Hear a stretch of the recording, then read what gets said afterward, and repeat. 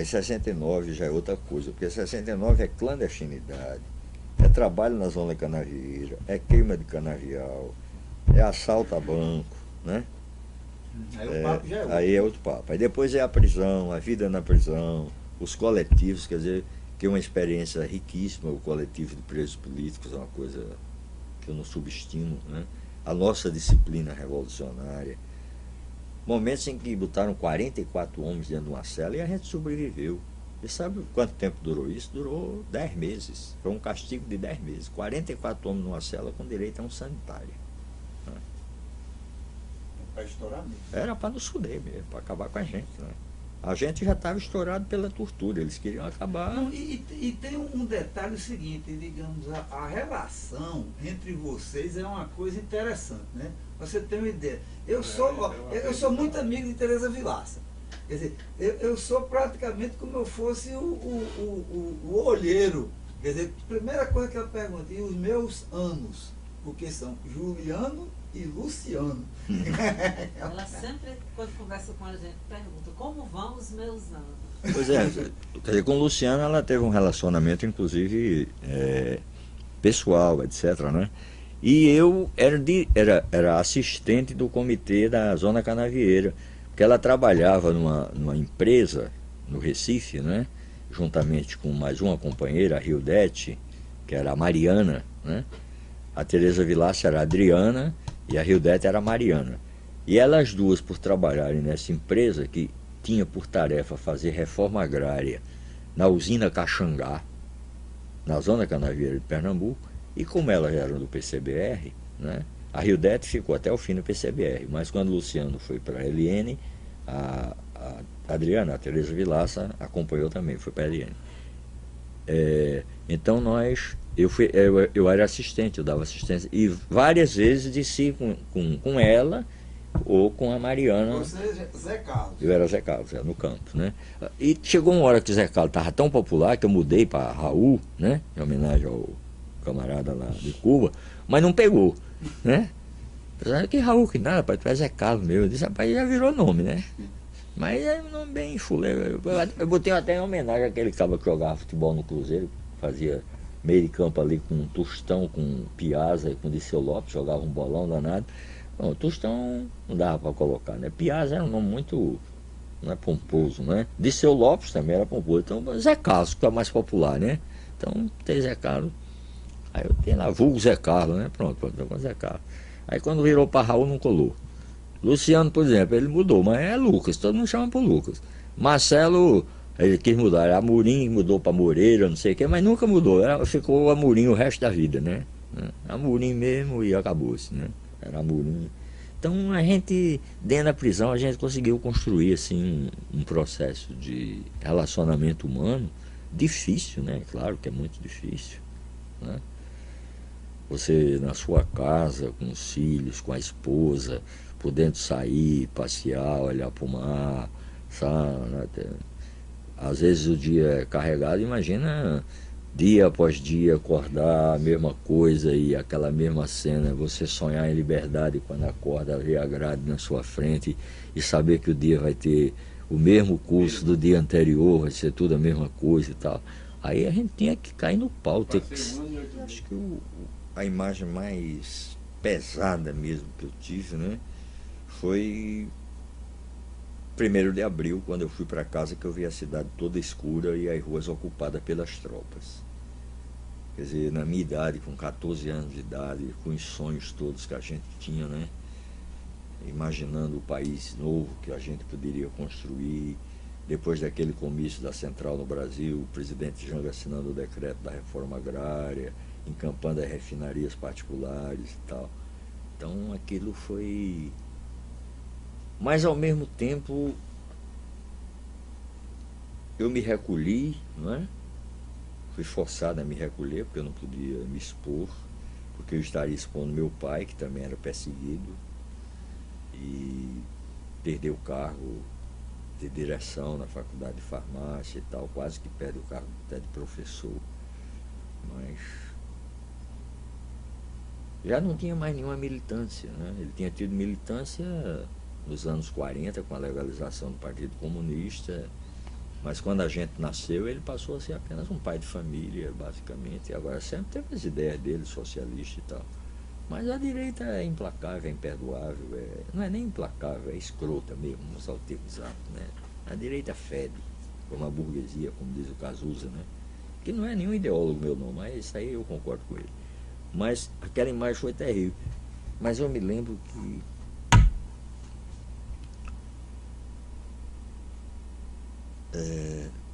em casa, quando eu cheguei baixinho, papai ainda estava lá procurando a Rádio Central de Moscou, a Rádio Pequim, a Rádio Havana, né? E a gente sabendo que existia, isso para nós era fundamental, um outro mundo e a possibilidade de construir um outro mundo. Me espantou que durasse tanto tempo a ditadura, 21 anos, né? A gente imaginava as primeiras avaliações que nós fizemos, as primeiras reuniões que nós fizemos pós-golpe militar, ainda sem organização política, porque o partido até desaconselhava que a gente se encontrasse, éramos 3, apenas 3, eu, Emanuel e Luciano. E a gente dava 2 anos de vida para a ditadura.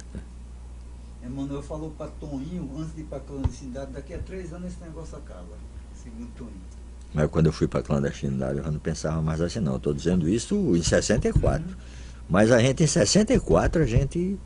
Não, daqui a 2 anos, esses fela da puta saem da cena política e a gente volta, né, com tudo. Não é possível, eles vão se desmoralizar logo e tal, tal.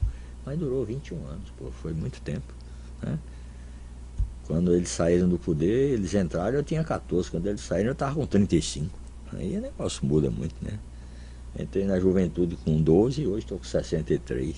Então, mas de qualquer maneira, 40 anos são passados, né? Do tempo brabo, 74 para cá, quase 40 anos que eu saí da prisão, né? Vai fazer 40 anos agora no começo do ano que eu fui solto. Mas acho que essa foi a cena mais chocante mesmo, né? Mas também escutar que existia um mundo socialista e que foi o contraponto, né? E a indicação de que nós poderíamos continuar. E grandes companheiros, né? É isso que eu queria perguntar, porque na verdade você conviveu com uma figura mítica, né? Quer dizer, eu queria falar sobre, você falasse um pouco sobre o Apolônio de Carvalho, porque o pessoal, todo mundo fala que você escapou. Graças a ele, com ele, ele Conta que me... essa história aí pra gente. É o seguinte, Apolônio, a gente chamava, era o comandante dos 3 exércitos, né? Brasil, ele fez a Revolução de 35, né? Espanha, porque ele foi das brigadas internacionais, quando as brigadas se dissolveram, ele entrou no Exército Republicano Espanhol. E comandante da resistência francesa em Marselha.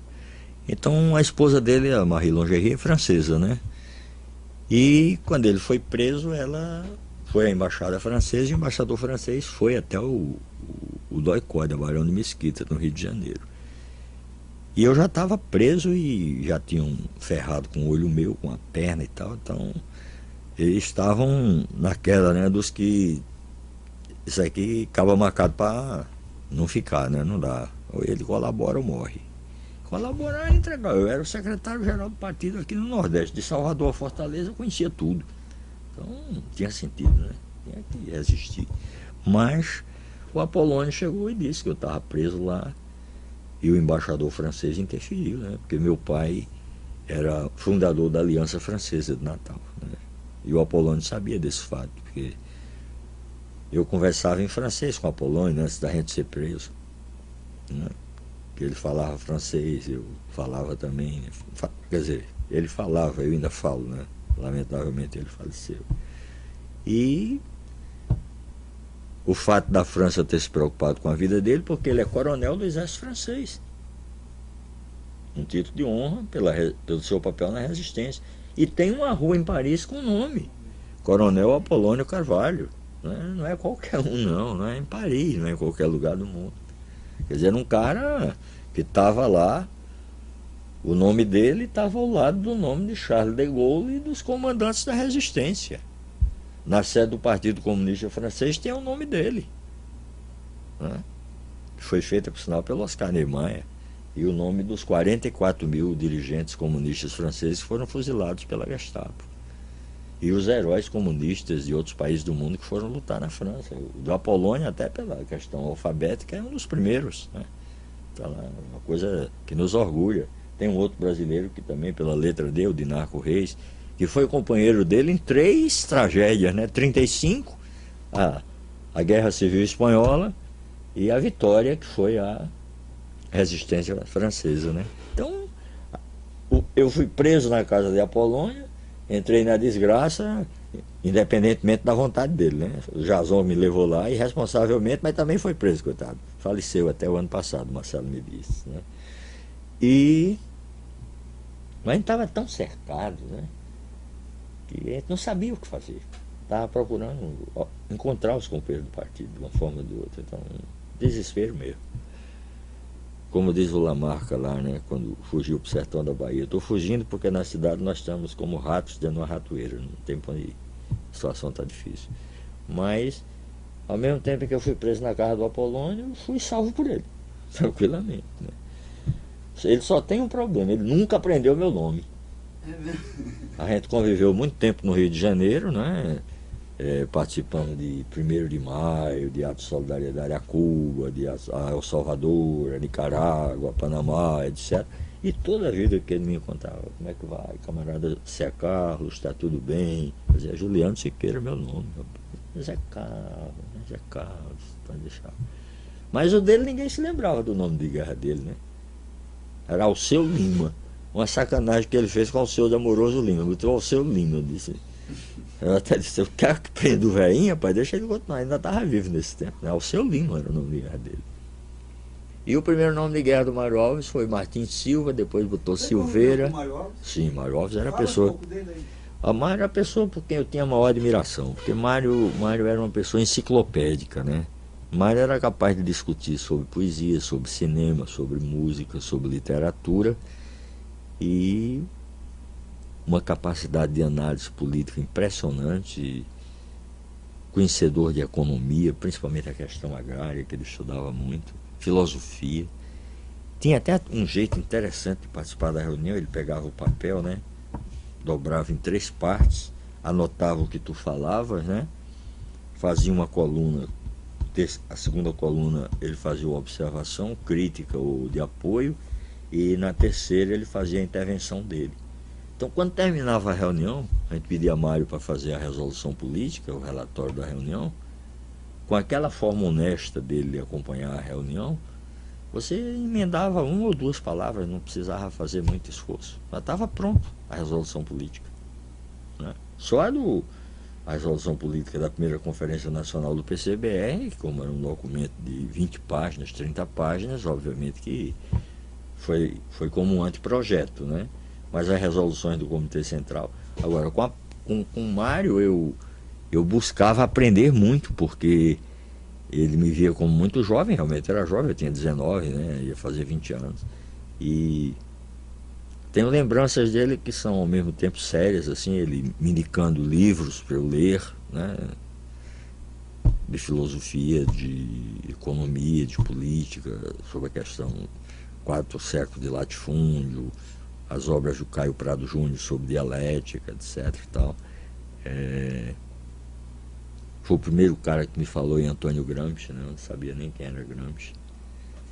E vi lá, depois que saí da prisão, procurei Gramsci, ele conhecia Lukács, aquela coisa toda. Falava russo, né? Escrevia, traduzia, francês, inglês, italiano, espanhol, alemão. E um cara que morreu com 46 anos de idade, morreu não, foi assassinado, 46 anos de idade, né? Foi em 70, ele era de 23, 24, ele ia fazer 47 anos. Então, uma coisa brutal. E me lembro também que a primeira letra da Internacional a que eu tive acesso foi manuscrita, ele escreveu para mim, numa reunião que nós fizemos na Zona Canavieira de Pernambuco, uma noite de lua bonita e tal. Eu disse, camarada, Vila. Nesse tempo o nome de guerra dele já tinha mudado para Vila, já era o 3º. Pessoal aqui que escuta a Internacional, acha bonita e tal, mas eu sei só uns pedacinhos da letra de Pé ao Vítimas da Fome. Ele disse, rapaz, a tradução é português, é carregada, é pesada, é difícil de cantar, mas tu queres aí? Aí eu vi aquela letra pequenininha assim, legível, bem feita, né? Ele pá. E eu não pude guardar aquilo, porque na clandestinidade ele não podia guardar nada, né? Mas se eu tivesse aquilo hoje na mão, aquilo para mim seria uma coisa de um valor absolutamente imensurável. Com o Né? Rubens, você conviveu ele fora daqui de Natal, Rubens Lemos? Rubão? Sim. Não, Rubão, a minha convivência com o Rubão foi toda aqui no Rio Grande do Norte. Né? E quando ele voltou do Chile, eu estava... Logo depois eu saí da prisão e ele tinha sido preso e tinha saído da prisão. Né? Porque ele veio do Chile e ainda estávamos em plena ditadura. Ele não foi para nenhum outro país, ele voltou para o Brasil, salvo engano, voltou para cá, para Natal. Aí foi preso, foi torturado, passou alguns meses preso e tal, né? Mas ele não chegou a responder nenhum processo formal, não sei se ele foi condenado. Me parece que nos processos iniciais do PCBR ele sequer foi citado, pelo menos nos que eu participei, né? O nome de guerra dele, inclusive aqui em Natal, que ele era do Comitê Municipal de Natal, quando a gente foi para Recife, o PCBR aqui ficou praticamente eu, Luciano, Maurício, Silvério, não sei quem. Aí ficou ele, ficou o Bosco, ficou era Teles, né? O Rubens Lemos, era o Teles. Não sei de onde é que ele tirou esse nome, Teles. Mas eu tive uma grande convivência com ele, fundamentalmente em 2 anos, 67, 68. E no movimento cultural, e ele nos ajudando no movimento estudantil através dos programas de rádio que ele tinha. Dava muito espaço ao movimento estudantil. Qual é o ano que tu volta aqui para Natal? Porque a gente acabou sendo contemporâneo, que eu entrei em 76 e terminei o meu curso em 79. Não. Talvez em 76 ainda tinha União e Trabalho, né? União e Trabalho, que foi o reinício do movimento Conta estudantil um pouco aqui. isso para a gente falar um pouco sobre a repressão lá da Ásia. Olha, eu voltei para a universidade quando saí da prisão, em 74. E organizamos União e Trabalho em 75. Que foi a reorganização do movimento estudantil aqui. Né? A gente foi ganhando centro por centro, aquele negócio todo, só não ganhamos da saúde, mas dos 6 a gente ganhou 5. Né? E elegemos um cara pro DCE, que depois a gente descobriu que era um agente da ASE, né? O Jair Eloy. Mas deixamos de votar naquele nosso amigo jornalista, o Cadengue, né? E votamos nesse cara, e esse cara era um dedo duro. Aí fala um pouquinho aí daquela época sobre o que... Mas foi uma luta muito difícil, mas é uma luta que eu contei com o apoio de muita gente, né? Sérgio Diebe, François Silvestre, com toda a perseguição que se montava em cima dele, a Rose, imagino pessoas, né? Giovanni, Rossana Sudário, Soledade Fernandes, a juíza, né? Esse pessoal todo participava do movimento. E vendia o jornal Movimento, vendia Chimenez, sim. Manel do Vale? Manel do Vale, grande figura. Se bem que nunca entrou na universidade, era bancário. Mas não saía da patota, né? E Manel do Vale, a grande decepção da vida dele é que Joraneide, cara. Joraneide, um quadro excepcional, era companheiro do João Emanuel, o João Emanuel também, né? O João Emanuel foi um militante bom. O Manel do Vale, o sonho dele era ser preso. Ele fazia tudo para ser preso, né? Até que um dia ele terminou sendo. Não, porque ele tem um negócio que ele era o vato de antigamente, que ele gostava daquela poesia Farewell, que ele terminava fazendo um gesto. Não, era parnasiano de esquerda, como eu chamava. Manel do Vale, você é um parnasiano de esquerda, né? Ele achava bom pra caramba. Mas naquela época, como era o esquema ainda da ASE lá com o Adriel? Não, o esquema da ASE era um esquema articulado com todos os organismos, né? Como você vê aqui nesse documento, todos os organismos de repressão, os DOI-CODES, os DOPs, a Polícia Federal, etc. Aqui em Natal, basicamente, a Polícia Federal. E de repressão ao movimento estudantil, né? Qualquer atividade que havia na universidade resultava em prisão, tranquilamente, né? Eu fui preso várias vezes, companheiras foram presas, François foi preso. Quer dizer, foi um processo bastante violento, né? E atingia basicamente as áreas da gente, ciências sociais, né? O CCSA, a arquitetura, que era onde tinha a Serginho Diebe, a esposa, a Gorete, que foi um grande quadro também, a companheira do Luciano, que faleceu, né? Inclusive se formou como quadro visitando preso político, né, no Comitê da Anistia. E aquele momento foi importante também, porque foi o momento que a gente fez o Comitê Norte-Grandense de Anistia, o Acho que é CNA. legal depois falar um pouco O sobre isso. CNA, quer dizer, o nosso não é por patriotismo não, mas é por falta de contato. Ao invés de a gente botar CBA, secção Rio Grande do Norte, a gente foi logo Comitê Norte-Grandense de Anistia. Era o único do Brasil que tinha esse nome. O resto era tudo CBA, secção Pará, CBA, secção Paraíba, tudo era CBA, Comitê Brasileiro de Anistia. E o nosso era CNA, né? Era o CNA. Cujo presidente era o Roberto Furtado, que era deputado, a gente botava lá para dar a cobertura, mas na prática mesmo quem tocava éramos nós, o Serginho Diebe, o pessoal, as famílias dos presos, né? Seu Lauro. Isolete era secretário, né? Isolete era, e uma dedicada secretária, né? Uma pessoa que teve uma participação importante no movimento e ajudou bastante, né? Isolete Fernandes. Boanerges, o que tu acha Boanerges, hoje eu não tenho nenhuma ideia que eu possa te afirmar sem ser leviano, né? Quer dizer, eu não quero nenhum contato com ele, mas ao mesmo tempo cumprimento, de uma forma absolutamente formal. Mas naquele momento ele cumpriu um papel importante, ele participou do movimento da anistia, né? Ele participou do movimento cineclubista, que foi importantíssimo também, um braço cultural que ajudou a organizar o movimento de anistia, ajudou a recrutar gente para o partido pra caramba, né? E a gente reorganizou o movimento estudantil a partir dos cineclubes. Os encontros nacionais de cineclubes reorganizaram a UNE. Dinafilme, né? E a gente controlava a Dinafilme, né? Tinha umas infiltrações nossas, apesar de ser um aparato da ditadura, era o governo da ditadura, mas o pessoal era nosso. Tinha gente como Maurício Azedo, Marco Aurélio, né? Joaquim Pedro de Andrade, Denoir de Oliveira, então todo mundo do partidão, né? Vladimir Herzog, na TV Cultura de São Paulo, conheci Herzog no Encontro Nacional de Cineclubes de Campinas, né? Pouco antes dele morrer. Em 75, ele morreu em 76, né? Foi assassinado em 76. Então, essas áreas de luta que a gente travou, essas áreas culturais que a gente ocupou, foram fundamentais para a reorganização do movimento político. Tá? Muito importantes. Você fica aqui em Natal. Agora, só um detalhe, não sei se você sabia, que eu estudei... Sabe porque é o seguinte, eu voltei em 74, mas em 78 eu fui embora de Natal, fui para o Rio de Janeiro. Eu fiquei o tempo suficiente para terminar o curso. Porque aqui eu fiz 4 concursos, passei nos 4 e não consegui entrar em nenhum. Tinha o tal do atestado ideológico, e o meu era grande, era assim, vida e verso, né? Eu pegava a frente e tinha escrito vida e verso. Não sei quantos por cento. Além de Adriel, que naquela época... Porque sim, as figuras da repressão. Sim. Adriel, Jurandir Navarro, era Ivan Benigno, Estervildo Antunes, né? O próprio Cleanto Siqueira, mas Cleanto, o seguinte, Cleanto é um cara que teve uma atividade curta e depois se afastou, né? Ele teve uma atividade, acho que no ano de 1970, 71. Prefeito, né? Aí depois ele foi trabalhar no setor de esportes do campus. Cuidar do ginásio, da piscina, não sei o quê. E quando ele reformou-se do exército, ele deixou para trás aquele troço lá, né? Se arrependeu de uma série de coisas e tal. Mas eu nunca conversei isso com ele.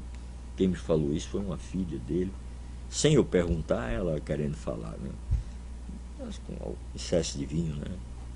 Vino verita, né? O vinho é verdade. Às vezes nem tanto, mas tudo bem. Mas essas pessoas eram as mais constantes, né? E aquele reitor, o Domingos Gomes de Lima, que era uma pessoa intimamente ligada aos aparatos de repressão. E o pessoal da ADESG, da Associação de Diplomados da Escola Superior de Guerra, porque eles nomeavam os professores da universidade. E os caras começavam ingenuamente numa tal de EPB, Estudo de Problemas Brasileiros, e quando você olhava, estavam ensinando direito processual, constitucional, economia política, etc., porque não tinha concurso. Quer dizer, o prêmio para os delatores era um cargo bom no Serviço Público Federal. Serviço Público Federal. Ou então nomeados promotores, como Newton Pires, e, ao mesmo tempo que promotor, professor do curso de Direito. Quer dizer, um duplo prêmio, né? pelo Fazendo serviço. o cursinho da ADES. Fazendo o serviço do Reciclagem. cursinho da ADES e a prática adesguiana nas chamadas comissões de investigação e no SNI e nas ASES, né? Nas assessorias de segurança e informação, que existiam em todos os órgãos federais, não apenas na universidade. Todos os organismos federais. Até no Banco do Brasil, na Caixa.